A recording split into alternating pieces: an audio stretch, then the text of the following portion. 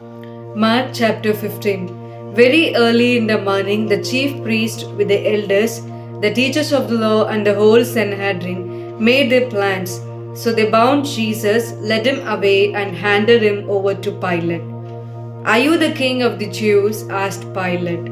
You have said so, Jesus replied. The chief priests accused him of many things.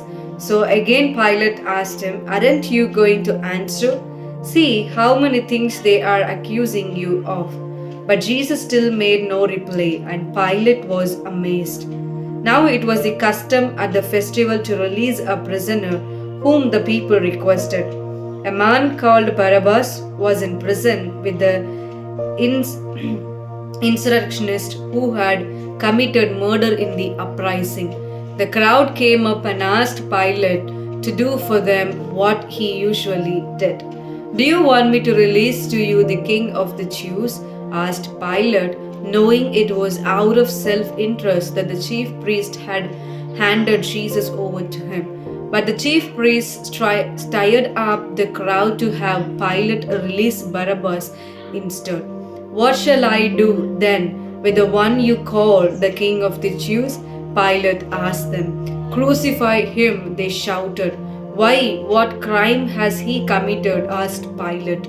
But they shouted all the louder, Crucify him. Wanting to satisfy the crowd, Pilate released Barabbas to them. He had Jesus flogged and handed him over to be crucified.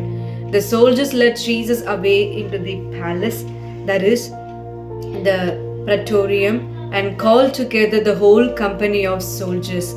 They put a purple robe on him, then twisted together a crown of thorns and set it on him.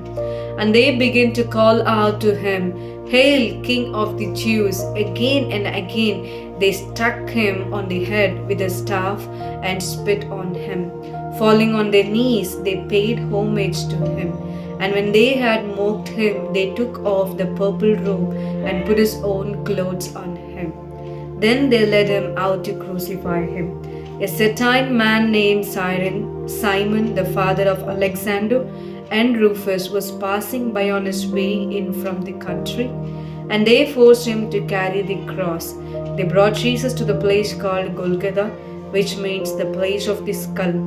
Then they offered him wine mixed with myrrh, but he did not take it, and they crucified him.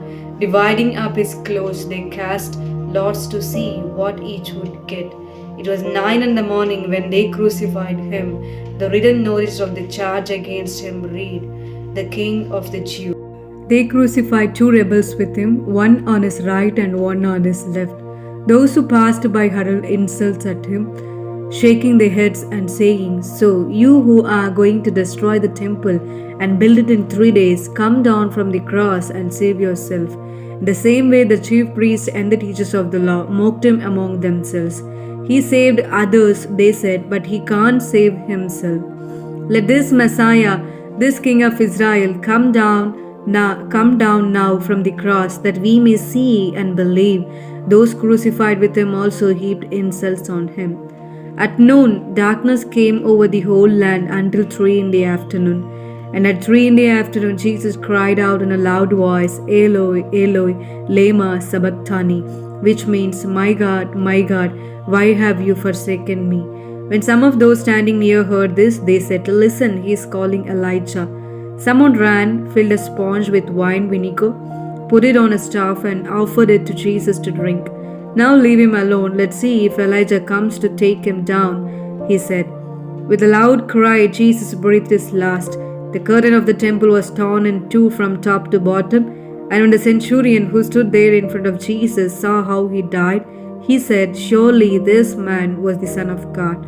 Some women were watching from a distance. Among them were Mary Magdalene, Mary the mother of James the younger, and of Joseph and Salome. In Galilee, these women had followed him and cared for his needs. Many other women who had come up with him to Jerusalem were also there. It was preparation day, that is, the day before the Sabbath. So as evening approached, Joseph of Arimathea, a prominent member of the council, who was himself waiting for the kingdom of God, went boldly to Pilate and asked for Jesus' body. Pilate was surprised to hear that he was already dead. Summoning the centurion, he asked him if Jesus had already died. When he learned from the centurion that it was so, he gave the body to Joseph. So Joseph bought some linen cloth, took down the body, wrapped it in the linen, and placed it in a tomb cut out of rock. Then he rolled a stone against the entrance of the tomb. Mary Magdalene and Mary, the mother of Joseph, saw where he was laid.